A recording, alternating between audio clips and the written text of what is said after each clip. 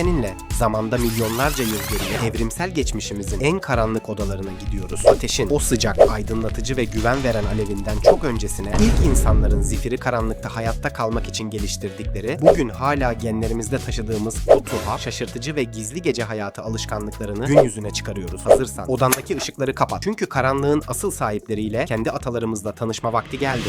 Bugün birçoğumuz gece yatağa yatıp kesintisiz 7 veya 8 saat uyumanın son derece normal olduğunu düşünüyoruz. Gece aniden uyanırsak hemen eyvah uykum kaçtı, yarın çok yorgun olacağım paniğine kapılıyoruz. Ama sıkı dur. Kesintisiz 8 saatlik uyku bloğu evrimsel tarihimizde aslında çok ama çok yeni bir icat. Modern çağla, sanayi devrimi ve yapay ışıklandırmalarla hayatımıza zorla sokulmuş bir sistem. Peki ışığın, elektriğin olmadığı o ilkel çağlarda atalarımız nasıl uyuyordu? Cevap, bilim insanlarını bile şaşırtan bir ritim. Bifazik, yani 2 evreli uyku. Düşün. Kış aylarındasın. Güneş akşam 5'te batıyor ve ertesi sabah 7'ye kadar ufukta görünmüyor. Tam 14 saatlik aralıksız bir karanlık. İlk insanlar bu 14 saatin tamamını hareketsizce uyuyarak geçiremezdi. Fizyolojik olarak bu imkansızdı. Bunun yerine güneş battıktan kısa bir süre sonra birinci uyku denilen evreye geçiyorlardı. Bu ilk uyku periyodu gecenin yarısına, yani zifiri, karanlığın en yoğun olduğu gece yarısı saat 2 veya 3 sularına kadar sürüyordu. Sonra ne mi oluyordu? Hepsi aynı anda uyanıyordu. Evet, yanlış duymadın. Gecenin en karanlık, en tehlikeli anında kabilenin büyük bir kısmı tamamen uyanıktı. Bu duruma uyanıklık arası diyoruz ve genellikle 1 ila 2 saat süren çok özel bir periyottu. Peki ateşin ve ışığın olmadığı bu zifiri karanlık saatlerde ne yapıyorlardı? Göremedikleri için mağaralarından veya barınaklarından çok uzağa ayrılamıyorlardı elbette. Bu süre zarfında zifiri karanlıkta fısıldaşıyor, günün fiziksel stresini atıyor, etraftaki tehlikeleri dinliyor, sosyalleşiyor, rüyalarını yorumluyor ve hatta ürüyorlardı. Karanlık onlara dış dünyanın kaosundan izole, sadece birbirlerine kenetlendikleri, yıldızların altında sessiz bir varoluş alanı sunuyordu. Ardından gün doğumuna kadar sürecek olan ikinci uyku evresine geçiş yapıyorlardı. Bugün eğer gece yarısı nedensizce uyanıp tavana bakıyorsan hemen strese girme. Bil ki bu bir uyku bozukluğu değil, milyonlarca yıllık atalarının sana uyanma vakti geldi, kabileni ve etrafı kontrol et diyen genetik bir fısıltısı olabilir. Gözlerimiz, biz modern insanların dünyayı algılamadaki bir numaralı, en güvendiği aracı. Ama güneş battığında o ilk insanlar için en güvendikleri bu muazzam organ saniyeler içinde işlevsiz hale geliyordu. Düşünsene, kılıç dişli kaplanların, devasa mağara ayılarının ve korkunç sırtlanların gezdiği, her adımın ölümcül olabileceği bir dünyadasın ve hiçbir şey göremiyorsun. Önünü bile göremiyorsun. İşte tam bu çaresizlik noktasında evrim devreye girdi ve hayatta kalma oyununun kurallarını baştan yazdı. Görsellik devreden çıkınca diğer duyular aşırı yükleme moduna geçiyordu. İlk insanların gece karanlığındaki işitme ve koku alma yetenekleri gündüz saatlerine kıyasla inanılmaz bir keskinliğe ulaşıyordu. Gece rüzgarının taşıdığı o çok hafif, belirsiz koku yarım kilometre ötedeki aç bir avcının sıcak nefesi olabilirdi. Çalıların arasından gelen ufacık, masum gibi görünen bir çıt sesi, ölümün üzerinize atlamaya hazırlanan bir panterin habercisiydi. Bu yüzden ilk insanlar geceyi adeta kulaklarıyla ve burunlarıyla görerek yaşıyorlardı. Zihinleri ortamdaki her frekansı tarayan bir radar gibi çalışıyordu. Bugün modern dünyada gece karanlık bir odada yalnızken duyduğumuz en ufak tıkırtıda kalbimizin hızla çarpmasının, tüylerimizin diken diken olmasının sebebi tam olarak budur. O duyduğun tıkırtı bugün sadece rüzgardan sallanan bir pencere veya genleşen bir parke taşı olabilir ama atalarımız için o ses ağaçtan üzerlerine atlamaya hazırlanan bir leopara aitti. Karanlıkta hissettiğimiz o mantıksız gibi görünen irrasyonel korku aslında binlerce yıl öncesinden bize miras kalan hayat kurtarıcı, muazzam bir erken uyarı sistemidir. İtiraf edelim. Biz karanlığın kendisinden değil, karanlığın içinde saklanma ihtimali olanlardan korkmaya programlandık. Hiç kendi kendine düşündün mü? Neden bazı insanlar sabah saat 6'da alarm bile çalmadan bomba gibi uyanıp güne başlarken bazıları gece saat 3'e 4'e kadar gözünü bile kırpmaz, gram uyku hissetmez? Çevrende mutlaka bu iki tipten de vardır. İşte bu durum sadece basit bir alışkanlık değil. İlk insanların ışık öncesi gece hayatından bize kalan en büyüleyici ve zekice hayatta kalma stratejilerinden biridir. Bilim insanları ve evrimsel biyologlar buna nöbetçi teorisi adını veriyor. Gözünün önüne getir. Zifiri karanlıkta, yırtıcıların cirit attığı bir savanada kabiledeki herkes aynı anda, aynı saatte derin bir uykuya dalarsa ne olur? Basit. Yırtıcılar için bedava bir açık büfe ziyafeti olursunuz. Kabilenin yok olması an meselesidir. Bunu engellemek için kabile üyelerinin biyolojik saatleri, yani sirkadiyen ritimleri birbirinden farklılaşmak zorundaydı. Genellikle yaşlılar ve bazı yetişkinler akşam erkenden uykuya dalıp sabah gün doğmadan çok erken uyanırken, gençler ve farklı genetik koda sahip bireyler gece yarısına, hatta sabaha karşı saatlere kadar uyanık kalıyordu. Bu muazzam biyolojik farklılık sayesinde kabilede 24 saatlik döngü boyunca her an uyanık olan en az birkaç kişi kesinlikle bulunuyordu. Ateşin ve koruyucu ışığın olmadığı o tehlikeli çağlarda bu gece nöbetçileri karanlığın ortasında kabilenin etrafını dinler, rüzgarı koklar ve en ufak bir tehlike anında bağırarak diğerlerini uyandırırdı. Yani eğer ailen veya arkadaşların sana gece oturmasını biliyorsun, sabah kalkmasını bilmiyorsun, yarasaya döndü diye söyleniyorsa onlara çok havalı ve bilim bilimsel bir gerçeği söyleyebilirsin. Kusura bakmayın ama benim biyolojik saatim bozuk değil. Sadece kabilemizi gece yırtıcılarından korumak için böyle evrimleşmiş. Ben bir nöbetçiyim. Sadece 5 saniyeni alacağım. Küçük bir kanal olduğumuz için destekleriniz çok önemli. Aşağıdan abone olup videoyu beğendin mi? Teşekkürler. Hadi devam edelim. 14 saat boyunca süren bu zifiri karanlıkta insan beyni asla boş durmaz. O doğası gereği bir anlam arayışındadır. Göremediği, tanımlayamadığı boşlukları hayal etmeye, üretmeye başlar. Uzaktaki yaprakların hışırtısı sadece sıradan bir rüzgardan mıdır? Yoksa karanlıkta sessizce yürüyen devasa, görünmez bir yaratıktan mı? İşte ışığın icadından çok önceki bu kör karanlık çağlar insan hayal gücünün patlama yaşadığı ve ilk hikaye anlatıcılığının temellerinin atıldığı eşsiz zamanlardı. Henüz çok karmaşık, kurallı bir dilleri olmasa bile çıkardıkları ritmik sesler, mırıldanmalar ve karanlıkta duydukları o korkutucu yırtıcı seslerini taklit etmeleriyle bir nevi ilk karanlık kültürünü yarattılar. Karanlıkta pusuda bekleyen gerçek tehlikeleri zihinlerinin derinliklerinde abartıp büyütüp doğaüstü canavarlara, yenilmez ruhlara dönüştürdüler. İnsanlık tarihindeki ilk mitler, dilden dile aktarılacak ilk hayalet veya canavar figürleri. Duvarları boyalı aydınlık mağaralarda değil, ışığın hiçbir şekilde sızamadığı o kör karanlıkta korku ve hayal gücünün muazzam birleşmesiyle doğdu. Beyinlerimiz bilinmeyen boşlukları her zaman ama her zaman en kötü senaryolarla doldurmaya meyilliydi. Karanlığın o boğucu, ezici sessizliğinde insan zihni aslında kendi canavarlarını yaratarak kendini sürekli tetikte tutmaya, rehavete kapılmayı engelleyerek hayatta kalmaya çalışıyordu. Korku onların en büyük kalkanıydı. Peki bu zeki atalarımız bu kadar tehlikeli bir dünyada geceyi tam olarak nerede geçiriyordu? Açık arazide, savananın ortasında bir taşın üzerinde sere serpe uyuduklarını düşünmüyorsun herhalde. Başlangıçta atalarımız tıpkı şempanzeler ve diğer primatlar gibi ağaç tepelerinde yaşardı. Kendilerine her gece dallardan ve yapraklardan yeniden yaptıkları, yerden metrelerce yüksekteki derme çatma yuvalarda uyurlardı. Neden mi? Çünkü o karanlık dönemde yerde uyumak kelimenin tam anlamıyla bir intihardı. Gecenin yırtıcıları yerde hüküm sürüyordu. Ancak zaman ilerledikçe beyinleri büyüdü, avlanma stratejileri gelişti ve uyku formları dramatik bir şekilde değişmeye başladı. O ağaç dalları artık güvenli olmaktan çıkıp tehlikeli birer tuzağa dönüştü. Neden mi? Çünkü insan beyni geliştikçe daha fazla derin uyku ve rüya evresine ihtiyaç duyuyordu. Ancak derin rüya evresine geçtiğinizde vücut kaslarınız geçici olarak felç olur. Ağaçta uyurken kaslarınızın felç olması demek, metrelerce yüksekten yere çakılmanız demekti. Ağaçtaki uyku kalitesi evrimsel sürecimiz için artık yeterli değildi. İşte bu yüzden muazzam bir cesaret örneği göstererek yavaş yavaş ağaçlardan indiler. Geceyi geçirmek için uçurum kenarları veya sarp kayalıklardaki derin girintileri, yani ilk mağaraları keşfetmeye başladılar. Bu mekanlar sadece soğuktan koruyan birer barınak değil, sırtlarını sağlama alıp tehlikenin sadece tek bir yönden gelebileceği, girişini savunabilecekleri stratejik gece kaleleriydi. Ağaçtan mağaraya geçiş insan zihninin evriminde inanılmaz, devasa bir adımdır. Neden dersen, daha güvenli bir uyku alanı, daha az uyanma, daha kaliteli bir dinlenme sağladı. Ve bu durum bilgileri işleyebilen çok daha zeki, bağlantılar kurabilen bir beyin demektir. Geceleri nerede uyuduğumuz beynimizin nasıl gelişeceğini doğrudan belirledi. Ve sonra evrim tarihinin en ikonik anı geldi. Milyonlarca yıllık o ezici, korkutucu karanlık tek bir kıvılcımla aydınlandı. Homo erectus ateşi kontrol etmeyi başardı. Bu buluş sadece geceleri ısınmak veya avlanan eti pişirmek demek değildi. Bu, gecenin kelimenin tam anlamıyla fethedilmesiydi. İnsan evrim tarihinde ilk kez ayağa kalktı ve doğaya şunu haykırdı: güneşin hükmü bittiğinde ışığı ben yaratırım. Ateş günü uzattı. Atalarımız artık güneş battığında karanlıkta sus pus olup birbirlerine sokulmak, korkuyla titremek zorunda değillerdi. Ateşin etrafında toplanıyor, ilk defa birbirlerinin yüzlerini aydınlıkta görebiliyor, ince mimiklerini okuyabiliyorlardı. Bu durum iletişimi, dili, sosyal bağları ve kültürü hayal edilemeyecek bir hızla geliştirdi. Yırtıcılar o büyüleyici alevden korkup kaçıyor, gece nöbetçileri artık rahat bir nefes alabiliyordu. İnsanlık ateşin ve ışığın icadıyla birlikte biyolojik zincirlerini kırdı ve geceyi kendi krallığı ilan etti. Bizler karanlıktan aydınlığa geçiş yaptık. Ancak bu büyük zaferin bedelini o eski, doğal ve genlerimize kodlanmış gece hayatı alışkanlıklarımızı unutarak, onlara yabancılaşarak ödedik. Ve işte geldik günümüze. Bugün dünyamız kelimenin tam anlamıyla bir ışık kirliliği okyanusunda boğuluyor. Şehirlerimizde, evlerimizde artık gerçek bir gece yok. Telefonlarımızın, bilgisayarlarımızın, dev ekranlı televizyonlarımızın yaydığı o yapay mavi ışıklar beynimizi ve biyolojik saatimizi kandırmaya devam ediyor. Genlerimizdeki o milyonlarca yıllık sistem her gece güneş hala batmadı, hala gündüzdeyiz yanılgısıyla çırpınıp duruyor. İlk insanların zifiri karanlıkta hayatta kalmasını sağlayan o muazzam, kusursuz biyolojik sistem. İki parçalı uyku düzenimiz, gece nöbetçi olma ve tehlikeleri sezme güdümüz, diğer duyularımızın karanlıktaki o inanılmaz hassasiyeti. Hepsi bugün yapay ışıkların altında körelip kaybolmaya yüz tuttu. Milyonlarca yıl boyunca geceye uyum sağlamak, karanlıkla bütünleşmek için evrimleşmiş bedenlerimizi 24 saat kesintisiz aydınlık olan doğaya aykırı bu modern düzene hapsettik. Günümüzde çığ gibi büyüyen uykusuzluk problemlerinin, stresin, kronik yorgunluğun ve kaygı bozukluklarının birçoğunun temelinde işte doğamızdan yaşadığımız bu büyük kopuş yatıyor. Buradan çıkarmamız gereken çok güçlü bir ders var. Modern teknolojimiz ne kadar gelişirse gelişsin doğaya ve biyolojik kodlarımıza karşı savaşamayız. Karanlıktan korkmak veya gece yarısı uyanmak utanılacak bir zayıflık veya hastalık değil. Aksine atalarımız atalarımızın hayatta kalarak bizim bugüne ulaşmamızı sağlayan muazzam bir bilgelik, bir hayatta kalma rozetidir. Belki de modern yaşamın bitmek bilmeyen o yorucu hızına ve kör edici parlak ışıklarına biraz ara verip tıpkı ilk insanlar gibi gecenin sessizliğine, karanlığın kendisine saygı duymayı yeniden öğrenmeliyiz. Bugün uyumadan önce o parlak ekranı kapatın, yapay ışıklardan uzaklaşın ve vücudunuzun o milyonlarca yıllık ritmine, kendi içinizdeki biyolojik saatinize kulak verin. Belki de karanlıktan korkmak yerine ondan her gün yeni bir şeyler öğreniyorum diyebilmek ve evrenin en güzel yıldızlarını görebilmek için gerçek bir karanlığa ihtiyacımız var. Peki sen hangisisin? Geceleri uykusu kaçan bir gece kuşu mu yoksa sabah erkenden kalkanlardan mısın? Şu nöbetçi teorisi hakkında ne düşünüyorsun? Hemen aşağıya yorumlara gel. Oradayım. Eğer evrim tarihimize yaptığımız bu karanlık ve gizemli yolculuk hoşuna gittiyse videoyu beğenmeyi ve kanala abone olmayı sakın unutma. Bir sonraki videoda insanlık tarihinin bambaşka, akıl almaz bir sırrıyla görüşmek üzere.